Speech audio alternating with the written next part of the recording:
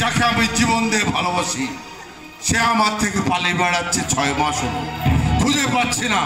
বাংলাদেশের এমন কোনো জায়গা নেই, আনাচে কানাচে অলিতে গলিতে কোথাও পাইনি। শেষ পর্যন্ত আমার নায়িকাকে আপনাদের এলাকায় পেয়েছি। কিন্তু কেন কেন পালিয়ে বেড়াচ্ছে, কেন লুকিয়ে বেড়াচ্ছে, তার কাছ থেকে জানতে চাইবো। কেন বলো প্রিয়তমা, তুমি আমার জীবন, তুমি আমার মরণ। তোমাকে ছাড়া আমি বাঁচতে পারি না, থাকতে পারি না। কিন্তু কেন, আমার কি দোষ বলো? তোমার অনেক দোষগুণ আছে, সেটা যদি বলি এই দর্শক না আমাকে এখান থেকে করবে। ব্যবহার এত ভালো, এত সুন্দর, চরিত্র এত ভালো, মানে বলার কিছু নেই। আপনারা কি শুনতে চান ডেরিরাজ ভাইয়ের যে চরিত্র, সেটা কি বলবো আমি? শুনতে চান আপনারা? ভাই কি বলবো, মেয়েদের নিয়ে যে সিনেমিনি খেলে, এটা কি ঠিক? তার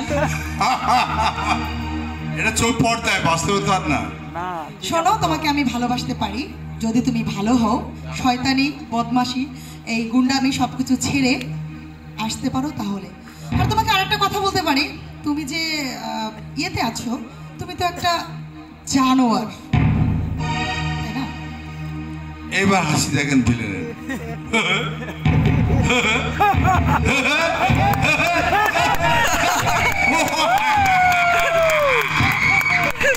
My dear sweetheart, Khalifa, তুমি জানুয়ারি বলো আর আনোয়ারি বলো, আমি কিন্তু তোমার বিয়ে ছাড়বো না। তোমাকে আমি ভালোবাসবই, তোমাকে আমি বিয়ে করবো, এটাই আমার লাস্ট ডিসিশন। বলো তুমি রাজি কি না? আমি রাজি না।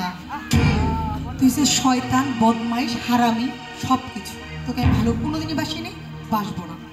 তুই আমার দেহ পাবি, কিন্তু কোনোদিন মন পাবি না। আরে দেহ দিয়ে মন দেখি, দেহ হইছে।